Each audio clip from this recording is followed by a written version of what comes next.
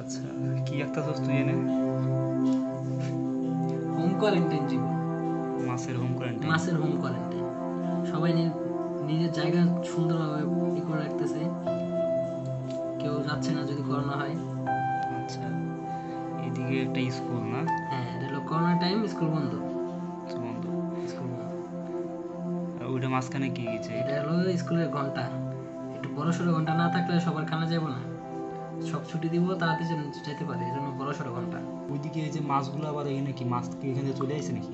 না, এগুলা করোনা হয়ে গেছে, এই জন্য ওদেরকে আলাদা করা হয়েছে, ও শনাক্তকরণ। শনাক্তকরণ করা হয়েছে। ওরা এই জায়গায় হোম কোয়ারেন্টাইন বাদ এখন ওদের হলো আইসোলেশনে রাখা হয়েছে। আচ্ছা আচ্ছা। আর এই জায়গায় একটা মানুষও নাই, কারণ সবাই ঘরের ভিতরে আছে, হোম কোয়ারেন্টাইন পালন করতেছে। আর হলো সূর্য যেদিক দিয়ে উঠুক, পানির নিচ থেকে সূর্য ওঠে, এটা জানা কথা। আর আমার নাম হলো সূর্য, এই জন্য এটাই আমার প্রতীক। আচ্ছা, এটাই তুই? হ্যাঁ, এটাই আমি। It's me. এটাই আমি।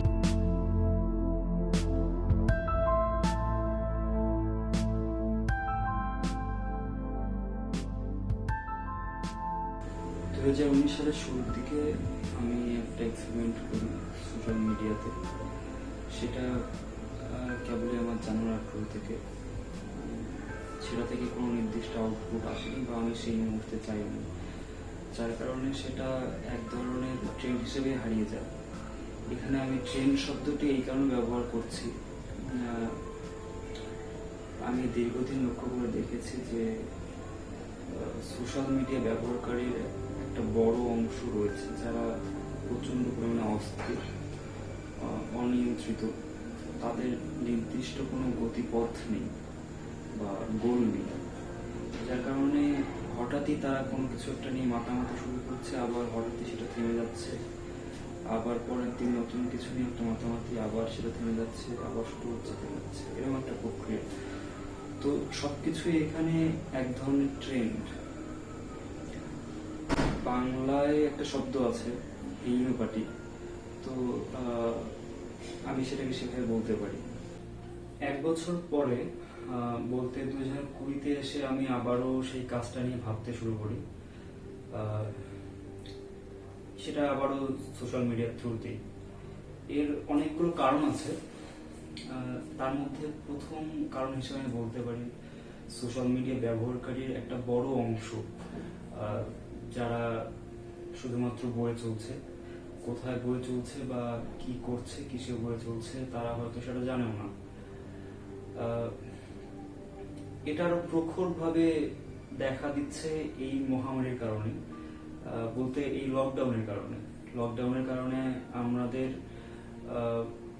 সবাই একটা দিনের একটা বড় একটা অংশ অবসর সময় কাটাচ্ছে। তো সেই অবসর সময়টাতে দেখা যাচ্ছে আমাদের সোশ্যাল মিডিয়াগুলোতে ভিড় বাড়ছে।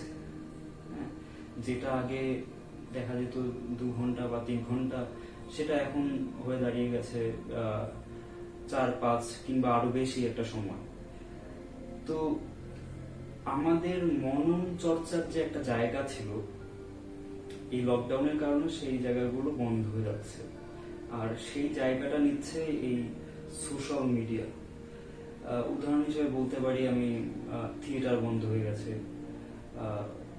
তারপরে গ্যালারিগুলো বন্ধ হয়ে গেছে, স্কুল কলেজ তো বন্ধ অনেকদিন থেকেই, এরপরে খেলার মাঠগুলো বন্ধ, বড় বড় সব ইভেন্ট সেগুলো বন্ধ। তো মানে আমাদের যে মনন চর্চার একটা জায়গা ছিল, সেই জায়গাগুলো পরিবর্তন হয়ে সেই জায়গাগুলো নিয়ে নিচ্ছে এখন এই সোশ্যাল মিডিয়া। তো এটা একটা ভাবার বিষয়। আর যেহেতু মনন তৈরির একটা চর্চার একটা জায়গা সোশ্যাল মিডিয়া কভার করে নিচ্ছে, তো আমাদের এটা ভাবতে হবে যে সোশ্যাল মিডিয়াতে আমরা কি করছি। আমরা সস্তার মজা করছি, ট্রল ভিডিও দেখছি, ট্রল বানাচ্ছি নিজেরা, কখনো কখনো অদ্ভুত সব ইউটিউবার, ব্লগার বা টিকটকারদের ফলো করছি, কখন নিজেরাও সেই সব সমস্ত বিষয়ে অ্যাক্টিভ হয়ে যাচ্ছে, নিজেরাও টিকটক ভিডিও করছে বা এই সমস্ত অনেক ধরনের কালচার এখন চলছে সেগুলো করছে। তো এই যদি হয় আমাদের মনন চর্চার বর্তমান সময়কাল, তাহলে আমাদের রুচির যে বিকৃতি ক্রমশই বেড়ে চলছে, এটা সত্যি ভাববার বিষয়। এখানে আমি একটা কথা বলতে চাই যে আমি আমার অভিজ্ঞতা থেকে বলছি এগুলো। আমি দীর্ঘদিন বাংলাদেশে থেকেছি, আবার ইন্ডিয়াতেও অনেকটা সময় যাবত আছি।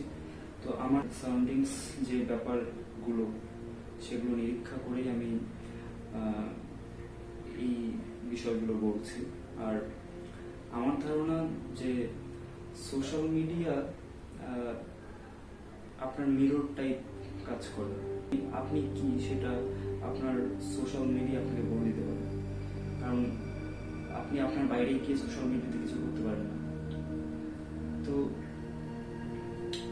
আপনার ব্যক্তিত্বকে সোশ্যাল মিডিয়া তুলে ধরছে খানিকটা হলেও, আর এটার প্রভাব যেমন সোশ্যাল মিডিয়াতে পড়ছে তেমনি ভাবে বাস্তব চিত্রেও পড়ছে, মানে সামাজিকভাবে হোক, পারিবারিকভাবে হোক, যে কোনোভাবে হোক, বাস্তব চিত্রেও সেটার প্রভাব পড়ছে।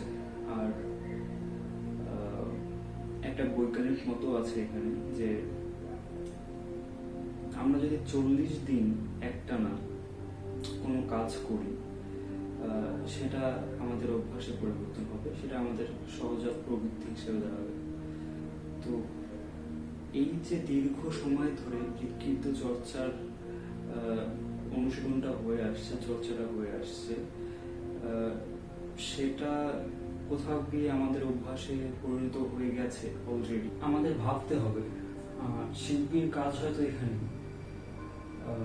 একজন সাধারণ মানুষ, সে হয়তো জানেও না তার কি রঙের জামাটা পরতে হবে বা তার কোন ধরনের কাপড় পরা উচিত, বা তার বাড়ির আর্কিটেকচারাল ডিজাইনটা কি রকমের হবে সে সেটা ঠিক করতে পারে না। আবার দেখা যায় যে তার শোবার ঘরের ডিজাইনটা কিরকম হবে, কোথায় কোন আসবাবপত্র রাখলে পরে সেটা আরো ওয়েল অর্গানাইজড হবে, সেই জিনিসগুলো সে ঠিক মতো জানে না, সে তাকে ঠিক করে দিতে হয়। তো আমার কাছে শিল্পটা শুধু শিল্প কেন্দ্রিক নয়, এটা সর্বসাধারণের, সবার জন্য। আমি যদি মানুষের কাছে পৌঁছতে নাই পারি, তাহলে আমি শিল্পটা করছি কার জন্য? মূল বিষয়, লকডাউনের কারণে আমরা অনেকেই ডিপ্রেশনে চলে যাচ্ছি, আর এটা খুবই স্বাভাবিক। চার দেয়ালের মাঝে থাকা এটা খুবই সহজ কথা নয়। তো অনেকেই নিজের অজান্তেই বিকৃত চর্চা করছি। তো আমি ঠিক এই জায়গাটাতে একটা পজিটিভ চর্চার ক্ষেত্র তৈরি করতে চাইছিলাম। তো যার কারণে আমি সবাইকে আহ্বান করি ছবি আঁকার জন্য, সবাইকে বলি আসো ছবি আঁকি, সবাইকে তাদের সুন্দর পৃথিবীর ছবি আঁকতে বলি। আর আশ্চর্যভাবে এটাই সত্য যে হ্যাঁ, সবাই ছবি আঁকতে শুরু করলো, আর সেগুলো খুবই দারুণ দারুণ ছবি, খুবই চমৎকার। আর তারা তাদের ছবির গল্প বলতে শুরু করলো, তাদের ভিতরে সৌন্দর্য প্রকাশ করতে শুরু করলো।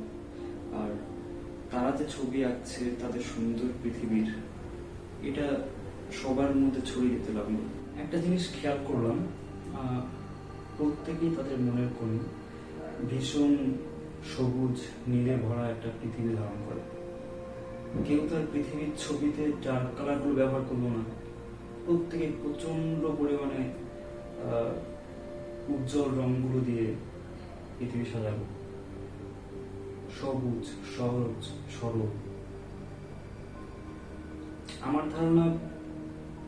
ধারণা প্রত্যেকটা মানুষকে যদি ছবি আঁকতে দেওয়া হয়, ইভেন পৃথিবীর সব থেকে বাজে লোক, যে সব থেকে খারাপ লোক, তাকেও যদি পৃথিবী সাজাতে বলা হয় ছবি এঁকে, সে হয়তো এই উজ্জ্বল রংগুলোই ব্যবহার করবে। আমি যেটা বলতে যাচ্ছি, যেটা বোঝাতে যাচ্ছি এটা দিয়ে, যে একটা ছবি শুধুমাত্র ছবি নয়, এই ছবিটা দিয়ে তার ব্যক্তিত্বের ছাপ ফুটে আসে, কিন্তু বাস্তবে কোথাও যেন এই ছবিগুলোর রং ডার্ক হয়ে যাচ্ছে, নষ্ট রঙে পরিণত হচ্ছে কোথাও একটা কি, যেটা বিকৃত হচ্ছে, যেটা আপনার কি বলবো, বাস্তব একটা চিত্রের মতো, যেন সবকিছুই নষ্টদের হাতে চলে গেছে।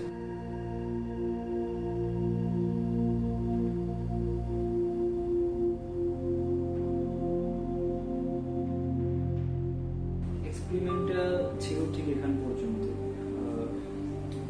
সোশ্যাল মিডিয়াতে কিছু পজিটিভ চর্চার ক্ষেত্র তৈরি করা।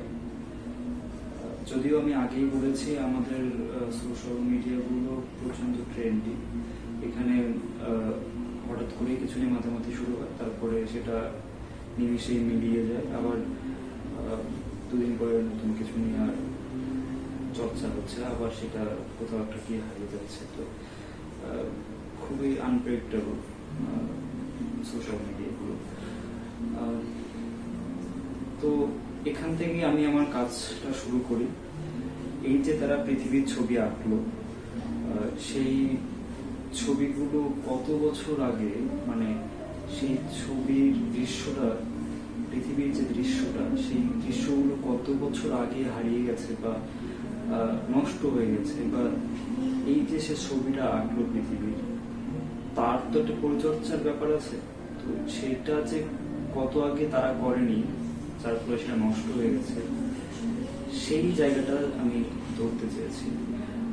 আমি এই জায়গাটাতে তাদের চোখে আঙুল দিয়ে বলতে চেয়েছি যে এই দেখো, আমি তোমার ছবিগুলো নষ্ট করছি, যেটা রূপ করতে তোমার সাজানো পৃথিবী বা তোমার স্বপ্ন বা তোমার ঘর, যেটা আমি আমার তুলির আঁচড়ে নষ্ট করছি বা রূপ করতে আমি ইচ্ছাকৃত ভাবে বা সমাজের কেউ কেউ যেটা ইচ্ছাকৃত ভাবে নষ্ট করে চলছে প্রতিনিয়ত, সেটা আমি বলার চেষ্টা করছি। দেখো, আমি তোমার স্বপ্নটা নষ্ট করছি।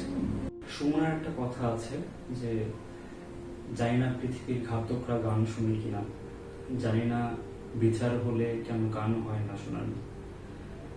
তো ব্যাপারগুলো হয়তো সেরকমই। আমাদের মননের চর্চা যদি আমরা না করে থাকি, তাহলে সুন্দর স্বাচ্ছন্দ্য পৃথিবীর কথা আমরা যতই বলি না কেন, সেটা হয়তো সম্ভব নয়। আর এই সুন্দর পৃথিবীর কথা যেটা বলছি, সুন্দর পৃথিবী আর বাস্তব চিত্রের যে মধ্যকার দূরত্ব, সেটা প্রথম কারণ এই বিকৃত চর্চা। তো মননের চর্চা যদি আমরা স্বাভাবিকভাবে না করি, সুস্থভাবে না করি, তাহলে হয়তো খুব সহজেই নষ্ট করা সম্ভব।